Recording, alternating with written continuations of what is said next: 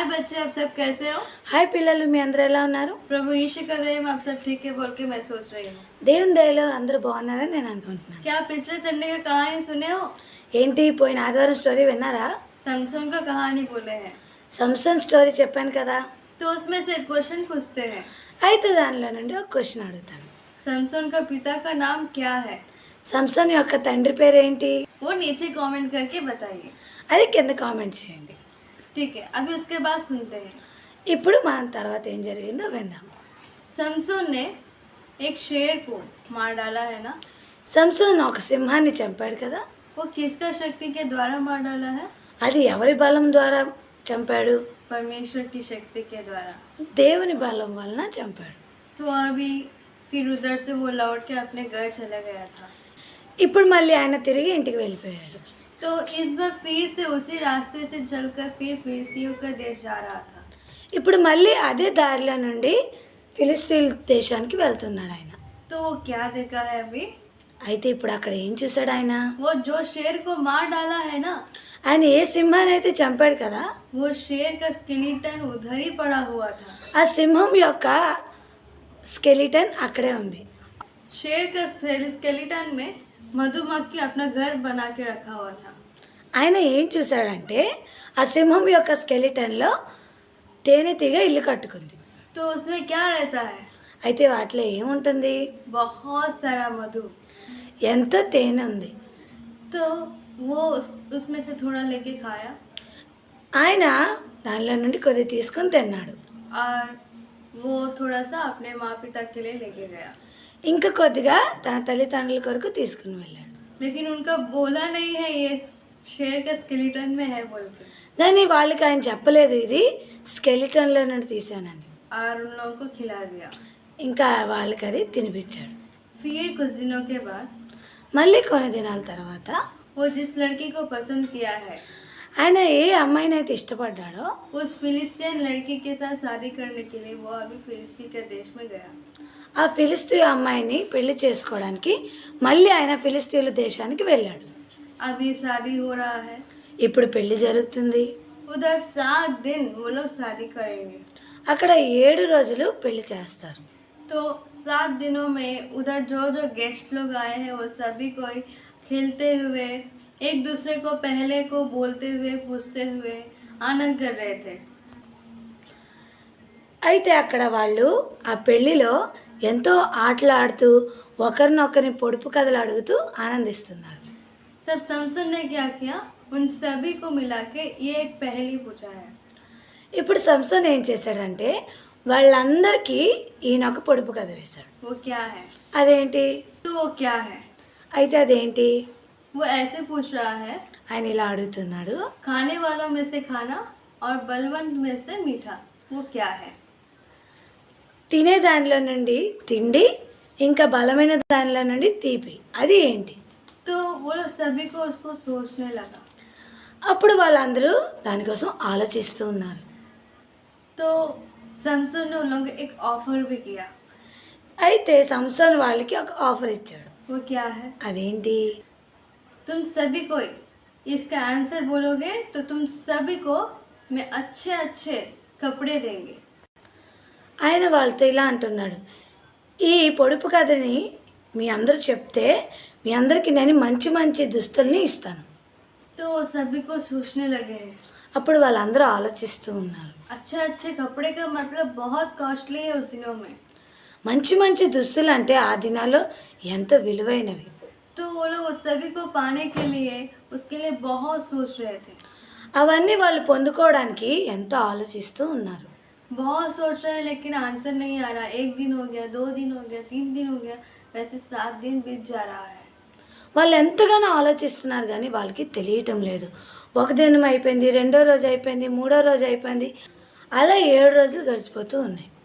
तो वो सभी को अभी समसन का पत्नी मतलब जो जिसके साथ शादी करने वाला है उसके पास गए हैं। అయితే అప్పుడు వాళ్ళు సంసోన్ యొక్క భార్య ఎవరితో అయితే ఆయన పెళ్లి చేసుకోబోతున్నాడో ఆమె దగ్గరికి వెళ్ళారు. और उसको पूछने लगे हैं। ఇంకా ఆమెతో ఇలా అడుగుతున్నారు. लेकिन वो बोली है उसका पहला कि आंसर मेरे को पता नहीं है बोल के वो बोल रही है। కానీ ఆమె వాళ్ళతో దాని అర్థం ఏంటో నాకు తెలియదని చెప్తూ ఉంది. तो वो सभी को ही बोले हैं, అయితే అప్పుడు వాళ్ళందరూ ఇలా అంటున్నారు, तुम जाओ समसोन से पूछो और उसके आंसर हम लोग को बताओ। अगर तुम हम लोग को नहीं बताने से तुमको और तुम्हारे पूरे घर को जला देंगे। నువ్వు వెళ్ళి సంసోన్తో దాని అర్థం అడిగి మాకు చెప్పు, లేదంటే నిన్ను నీ ఇంటి వారందరినీ నేను కాల్చివేస్తామని చెప్పారు. तो वो उस विषय के लिए बहुत डरी है। అప్పుడు ఆమె ఆ విషయం పట్ల ఎంతో భయపడింది. उतना ही नहीं, वो समसोन के पास जाके पूछने के लिए भी बहुत डर रही थी। అంతేకాదు ఆమె సంసోన్ యొద్దకు వెళ్ళి ఆ అర్థాన్ని అడగడం కూడా భయపడుతూ ఉంది. लेकिन वो फिर भी पूछ रही थी। అయినా కూడా ఆమె వెళ్ళి సంసోన్కి అడిగింది. लेकिन समसोन ने बोलने के लिए पसंद नहीं था, वो नहीं बोल रहा था। కానీ సంసోన్కి ఆమెకు చెప్పాలని ఇష్టం లేనందువలన ఆయన చెప్పలేదు. तो 7वां दिन क्या हुआ, కానీ 7వ రోజు ఏమైందంటే वो रूम में बैठकर रोना स्टार्ट किए है। ఆమె రూమ్లో కూర్చొని ఏడుస్తూ ఉంది. समसोन उसको पूछ रहा है, क्या हुआ, तुम क्यों रो रही हो। సంసోన్ ఆమెను అడుగుతూ ఉన్నాడు, ఎందుకు నువ్వు ఏడుస్తున్నావు అని. लेकिन वो एक ही बात बोल रही है, तुम मेरे को उस पहलाई की आंसर बोलने से ही मैं इधर से निकलेंगे बाहर, नहीं तो मैं ऐसे रोते हुए ही बैठेंगे बोल के ऐसे समसोन से बोल रही थी। ఆమె ఇలా అంటుంది, నువ్వు ఆ పొడుపు కథ యొక్క అర్థాన్ని నాతో చెప్తేనే నేను ఇక్కడి నుండి బయటికి వస్తాను, లేదంటే నేను రానని చెప్తుంది. तो उसको पसंद नहीं रहने से भी उसको उसका आंसर बता दिया।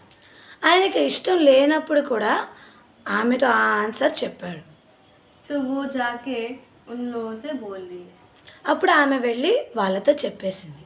अभी समसोन आने के बाद वो सभी को आके समसोन को उसका आंसर बता रहे हैं। ఇప్పుడు సంసోన్ వాళ్ళ దగ్గరికి వెళ్ళిన తర్వాత వాళ్ళందరూ దాని ఆన్సర్ అనేది ఆయన చెప్పారు. वो क्या है, అదేంటి, खाने वालों में से खाने, తినే దానిలో నుండి తిండి, वो है मधु। అదేంటంటే తేనె. और बलवंत में से खाना मतलब वो बलवंत कौन है, शेर। ఇంకా బలమైన దానిలో నుండి తీపి అంటే ఆ బలమైనది ఏంటంటే సింహం. तो समसोन को समझ में आ गया है उसका उत्तर कौन बोला है। ఇప్పుడు సంసోన్కి తెలిసిపోయింది దాని అర్థం ఎవరు వాళ్ళకి చెప్పారు. तो समसोन को बहुत गुस्सा आया। సంసోన్కి ఎంతో కోపం వచ్చింది. तो समसोन ने उन लोगों को ऑफर किया था ना, अच्छा अच्छे कपड़ा, वैल्यूबल कपड़ा तुम लोगों को देंगे बोल के। అయితే ఇప్పుడు సంసోన్ వాళ్ళకి చెప్పాడు కదా, ఎంతో విలువైన వస్త్రాలు మీకు ఇస్తానని. तो वो बाहर गया, ఇప్పుడు ఆయన బయటికి వెళ్ళాడు. फिलिस्ती लोगों को ही 30 लोगों को मार डाल के उनके पास रहने वाले मूल्यवान वस्त्र को लेके आके इन लोगों को दिया। ఫిలిస్తీయుల్లో 30 మందిని చంపేసి వాళ్ళలో నుండి విలువైన దుస్తులు దోచుకుని వాళ్ళకి ఇచ్చాడు. उधर से बहुत गुस्सा से वो अपने घर चले गया ఇంకా తర్వాత ఆయన ఎంతో కోపంతో వాళ్ళ ఇంటికి వెళ్ళిపోయాడు. और वो उस लड़की से शादी नहीं किया। ఇంకా ఆ అమ్మాయితో ఆయన పెళ్లి చేసుకోలేదు. अभी कुछ दिनों के बाद फिर से वो फिलिस्ती देश गया। ఇప్పుడు కొన్ని రోజుల తర్వాత మళ్ళీ ఆయన ఫిలిస్తీన్ దేశానికి వెళ్ళాడు. वो पूरा दिन घुमा है, लेकिन रात में उसको रहने के लिए जगह नहीं है। ఆయన రోజంతా తిరిగినా రాత్రి ఉండడానికి ఆయనకి కొద్దిగా స్థలం దొరకలేదు. तो वहाँ पर एक पापी स्त्री का घर था, उसमें जाके वो उधर रहने के लिए निर्णय ले लिया। అయితే అక్కడ ఒక పాపపు స్త్రీ యొక్క ఇల్లు ఉంది, అక్కడికి వెళ్ళి ఆయన ఉండాలని నిర్ణయించుకున్నాడు. जैसे वो अंदर गया था, ఎలా అయితే ఆయన లోపలికి వెళ్ళాడో फिलिस्तियों ने उनको देख लिया ఫిలిస్తీయులు ఆయనకి చూశారు. कि ये उसका घर में जा रहा है। అదేంటంటే ఆయన వాళ్ళ ఇంటికి వెళ్ళాడని. तो वो स्त्री का घर के अंदर जाने के बाद फिलिस्ती ने क्या किया, बाहर से दरवाज़ा बंद कर दिया। అయితే ఆ స్త్రీ యొక్క ఇంటికి వెళ్ళిన తర్వాత ఫిలిస్తీయులు బయట నుండి ఆ తలుపు యొక్క గడియని వేశారు. और फिलिस्ती देश में जिस नगर में समसून ने गया था, उस नगर का दरवाज़ा भी बंद कर दिया। ఇంకా ఫిలిస్తీన్ దేశంలో ఏ నగరంలోకి సంసోన్ వెళ్ళాడో ఆ నగరం యొక్క తలుపులు కూడా వాళ్ళు మూసేశారు.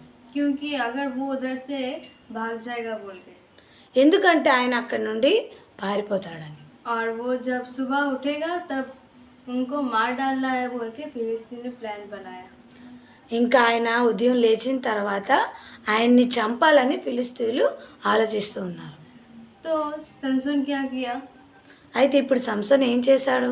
आधे रात में उठा మధ్యరాత్రిలో లేచాడు. और वो उधर से बाहर निकलने के लिए देखा, ఇంకా ఆయన అక్కడి నుండి బయటికి వెళ్ళాలని చూశాడు. लेकिन सारे दरवाजा बंद है. కానీ అన్ని తలుపులు మూసివేయి ఉన్నాయి. तो अभी क्या करना है समसून? అయితే ఇప్పుడు ఏం చేయాలి సంసోను? दरवाजा को कैसे वो खुलना है?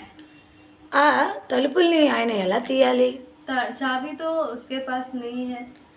తాళం అయితే ఆయన దగ్గర లేదు కదా. कुछ परवाह नहीं. సరే ఏం పర్వాలేదు. वो घबराया नहीं. ఆయన భయపడలేదు. वो पूरा बहुत बड़ा सा दरवाजा है वो, అది ఎంతో పెద్ద తలుపు. फिर भी घबराया नहीं. అయినా కూడా ఆయన కొద్దిగా కూడా భయపడలేదు. एक छोटे दरवाजा को कैसे निकाल देता है, वैसे दीवार में से वो दरवाजा को निकाल दिया. ఒక చిన్న తలుపుని ఎలా అయితే తీసివేస్తారో అలాగే ఆ పెద్ద తలుపుని ఆ గోడల నుండి ఆయన తీసివేశాడు. और वो अपने पीठ के ऊपर डाल लिया. वो दरवाजा को उठा के वो पहाड़ के ऊपर लेकर जाके उसको रख के वो अपने रास्ते पे चले गया. ఆ తలుపుని తీసుకువెళ్ళి ఒక కొండ మీద పెట్టి మళ్ళీ ఆయన తన త్రోవలో వెళ్ళిపోయాడు. अभी सभी फिलिस्ती सुबह उठ के देख रहा है. ఇప్పుడు ఫిలిస్తీయులందరూ ఉదయం లేచి చూశారు. तो समसून नहीं है. అక్కడ సంసోన్ లేడు. उतना ही नहीं, అంతేకాదు उस नगर का दरवाजा भी नहीं है. ఆ నగరం యొక్క తలుపు కూడా లేదు. क्या हुआ? ఏం జరిగింది? समसून उठा के लेकर जाके पहाड़ के ऊपर डाल दिया बोल के तब वो लोग जान पाए हैं. సంసోన్ అది తీసి కొండపైన పెట్టేశాడని వాళ్ళకి తెలిసింది. तो वो लोग बहुत आश्चर्य हो गए हैं. వాళ్ళు ఎంతో ఆశ్చర్యపడ్డారు. ये कैसे हुआ है? అది ఎలా జరిగింది? इतना शक्ति उसको कैसे आया है? ఇంత బలం ఆయనకి ఎక్కడి నుండి వచ్చింది? ऐसे आश्चर्य हो गए हैं. ఇంతలా వాళ్ళు ఆశ్చర్యపడ్డారు. समसून के सामने कोई भी दरवाजा रोक नहीं पाया. సంసోన్ ముందర ఏ తలుపు కూడా ఆపలేదు. तो उतना शक्ति उसको कौन दिया? అయితే అంత బలం ఆయనకి ఎవరిచ్చారు? हमारा परमेश्वर. మన దేవుడు. तो समसून को उतना शक्ति दिया है, तो हमारा परमेश्वर कितना शक्तिशाली है. అయితే సంసోనికి అంత బలం ఇస్తే మన దేవుడు ఎంత బలవంతుడు. समसून के सामने एक दरवाजा ही नहीं रह पाया है. సంసోన్ ముందర అంత పెద్ద తలుపే ఉండలేదు కదా. समसून को उतना शक्ति क्यों दिया परमेश्वर? इजरायलियों को फिलिस्तियों के हाथ में से बचाने के लिए. సంసోన్కి అంత బలం దేవుడు ఎందుకు ఇచ్చాడు? ఇజ్రాయెల్ని ఫిలిస్తీయుల నుండి విడిపించడానికి. वैसे ही परमेश्वर हमें भी అలాగే దేవుడు మనల్ని కూడా पापों की जंजीरों से छुड़ाने के लिए, పాపపు సంఖ్యల నుండి విడిపించడానికి, शैतान के हाथों से बचाने के लिए అపవాది యొక్క చేతుల నుండి కాపాడడానికి हमारा परमेश्वर इस धरती पर आके మన దేవుడు ఈ భూమిపైకి వచ్చి हमारे लिए अपने जान देके మన కొరకు తన ప్రాణాన్ని అర్పించి वो क्रूस में शैतान को हरा के ఆయన సిలువలో అపవాదిని ఓడించి हम सभी को जीत लेके आया మన అందరికీ జయాన్ని తీసుకొని వచ్చారు. और उस जंजीरों से शैतान के हाथों से छुड़ाया. ఇంకా ఆ పాపపు సంఖ్యల నుండి అపవాది చేతుల నుండి విడిపించాడు. वैसे ही जो कोई भी और उसी जंजीरों में और उस शैतान के हाथों में फंसे हुए हैं, उन सभी को परमेश्वर छुड़ाने के लिए तैयार है. అలాగే ఇంకా ఎవరైతే పాపపు సంఖ్యల్లో బంధింపబడి ఉన్నారో అపవాది చేతిలో చిక్కిపోయి ఉన్నారో వాళ్ళని కూడా విడిపించడానికి సిద్ధంగా ఆయన ఉన్నాడు.